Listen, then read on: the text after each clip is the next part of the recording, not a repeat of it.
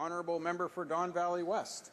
Well, thank you, Mr. Speaker. And before I begin, I'm delighted just to share my time today with the member from Durham.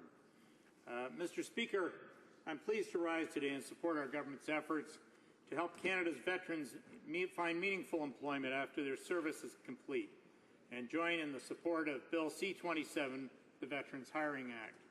Mr. Speaker, we've been working hard to provide Canada's veterans and their families with the support they need. Our proposed measures to improve access to federal service jobs for veterans are a perfect example of this. It provides Canada's deserving veterans significantly increased access to jobs in the federal public service, access to rewarding and meaningful jobs that will allow them to continue to lead and serve our great country. The bill before us builds on a previous commitment made by our government as well as new ones outlined in Economic Action Plan 2014 to help move veterans to the front of the line for federal public service jobs. First and foremost, eligible veterans whose military service is cut short by career-ending injury or illness suffered in the line of duty will be given statutory priority consideration for job openings in the public service. This change will give these veterans the highest level of consideration for jobs in the federal public service, a well-deserved advantage that recognizes their sacrifices for Canada. This single measure clearly demonstrates our government understands that while men and women with disabilities may no longer be able to continue serving in the Canadian Armed Forces, they are still very capable of making great contributions to the service of our country. That is the same principle behind our proposal to increase the existing priority entitlement for all medically released veterans from 2 to 5 years. However, we propose to take this even further. The initiative we have proposed today will also allow a great number of veterans and still serving military personnel to participate in the hiring process for advertised positions in the federal public service who have at least 3 years of service. This will give our honorably released veterans and still serving military personnel access to the public service employment opportunities they need to thrive following their service. Under this legislation, eligibility for these opportunities would continue for a full 5 years after release, giving our veterans the opportunity to upgrade any training or education that they deem necessary. As much as these changes would provide Canada's veterans with access to public service jobs, it is important that a measure be put in place to ensure that they are seriously considered for the opportunities for which they applied. That is why this bill gives our personnel and veterans priority for externally advertised jobs if they have 3 years of military service. Mr. Speaker, I am proud to support all of these amendments. They are truly the right thing to do. These new measures, coupled with our significant investments and initiatives, provide our veterans with much of the support that they need. I'm proud that our government has listened to the needs of our military personnel that have served with such valor and courage. Let me assure you, Mr. Speaker, we are not only listening, we are taking concrete, substantive action to ensure that these brave men and women are provided opportunities they so richly deserve. Our government has already invested almost $4.7 billion in new funding to improve the benefits and services we provide to veterans and their families. We've also established the Veterans Bill of Rights, something our veterans have been asking for since the 1960s. To ensure the fair treatment of veterans, their representatives and their families, we created the Office of the Veterans Ombudsman. Since 2007, we have also doubled VAC's national network of operational stress injury clinics from 5 to 10, which has addressed the growing number of veterans suffering from post-traumatic stress disorder and other mental health conditions.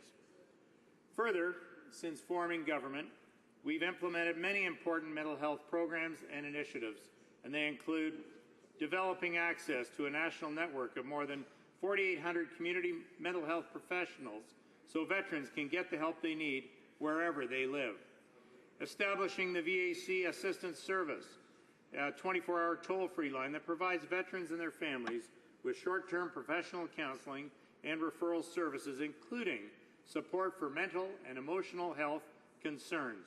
And lastly, investing in a peer support program for injured and ill veterans and still serving members, and expanding it to the support of their families.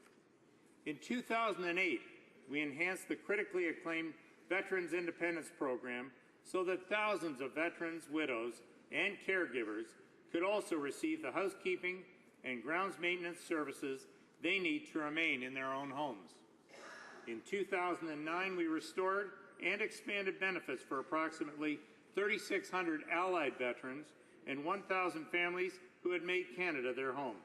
That same year, we worked with the Department of National Defence to open our first integrated personnel support centres on Canadian Armed Forces bases and wings.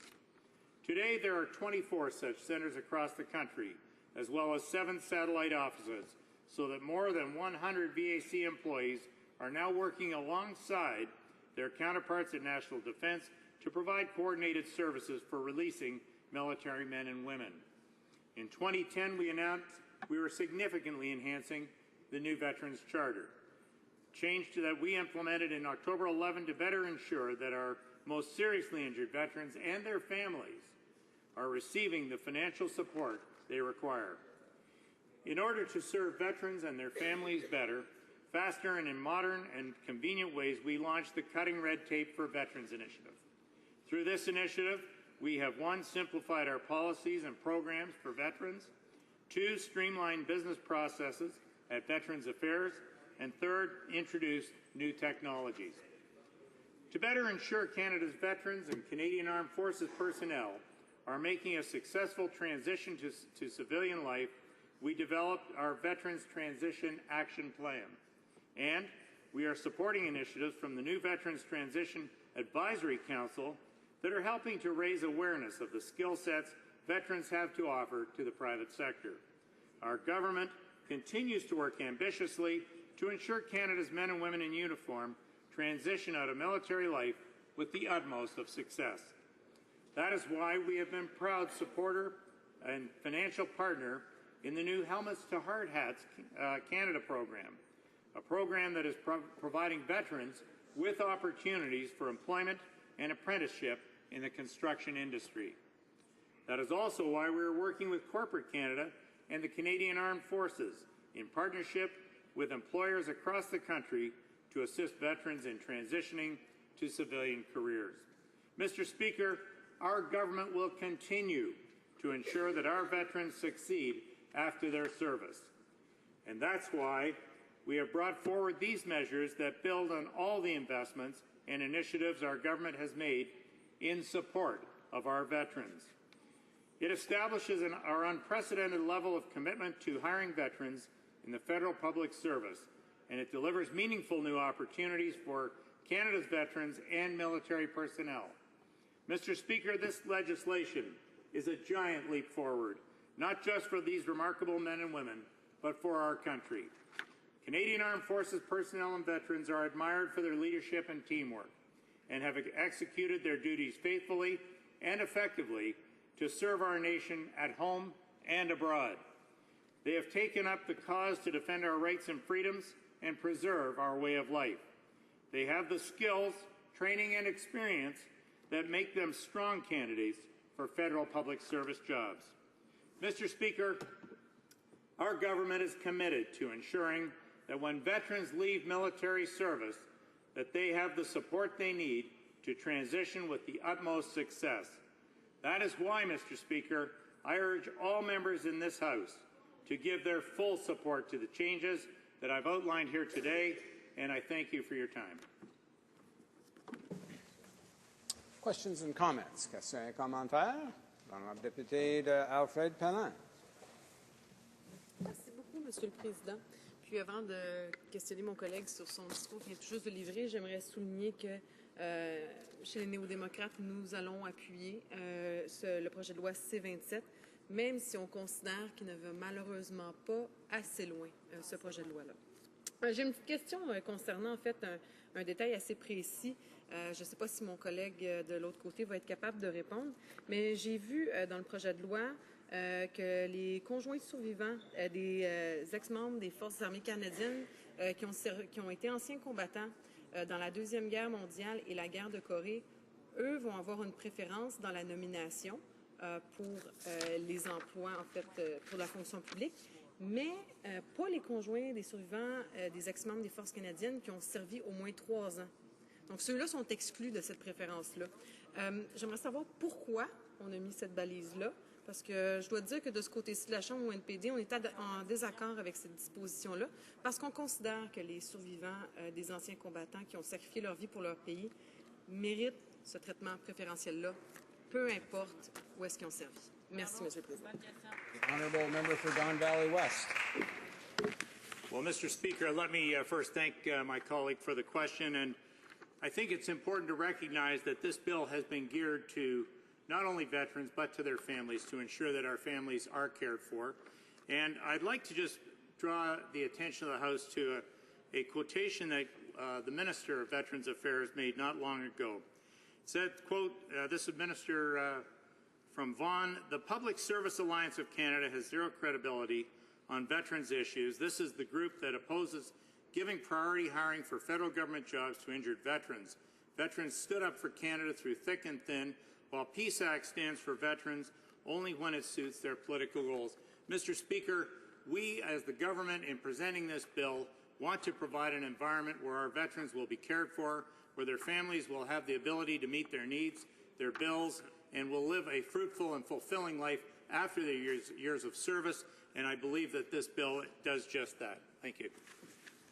Questions and comments? The honourable member for Prince George, Peace River. Thank you, Mr. Speaker. As a former member of the VAC committee, I actually got to see what our government was doing for veterans and what we continue to do for veterans. I have family that are veterans that served in Afghanistan. I'm proud of that fact. If I had better eyes, I likely would have been a veteran myself, and as I wished I would be a former member of the Air Force. But anyway, nevertheless, what I find unfortunate about the discussion, some of the discussions that go around the veterans' issues, is that even though we work together in committee, we work for veterans, we all do. We honestly do behind the scenes. What's really problematic to me is it becomes a political pawn. Veterans become that pawn of the political opposition. And for me, it's unfortunate because we should be all working towards veterans' needs and working towards a good end for those veterans. I'd just like to ask the honourable member what he thinks of veterans being used as a political pawn. Mr. Julian. The honourable member for Don Valley West. Well, I thank my colleague for his question. Mr. Speaker, as I spoke earlier in the House on another issue, I was here last Friday, May the 9th, for the National Day of Honour. And I have to tell you, as a Canadian, I could not have been more proud to witness the veterans who have served in Afghanistan, their families, the families of those who were unfortunately lost in that conflict, who are being recognized, honored, and respected. And I have to say that the recognition on the National Day of Honor was by all Canadians to these folks. And I, as a Canadian, standing here in Ottawa, witnessing the tens of thousands of people who came to honor our veterans, I think spoke poignantly to the fact that we as Canadians do honor our veterans. Obviously, we want to recognize their contribution to keeping our country free and safe, and they've done that for us. I think that when it enters this House, it should be maintained at a high level of respect and honor. And I would hope that all members in this House, regardless of party, are able to maintain that balance in ensuring that whatever we discuss relative to the service and the commitment of our veterans, that we maintain that high level of standard that recognizes and honors their commitment to our great country. Thank you, Mr. Speaker.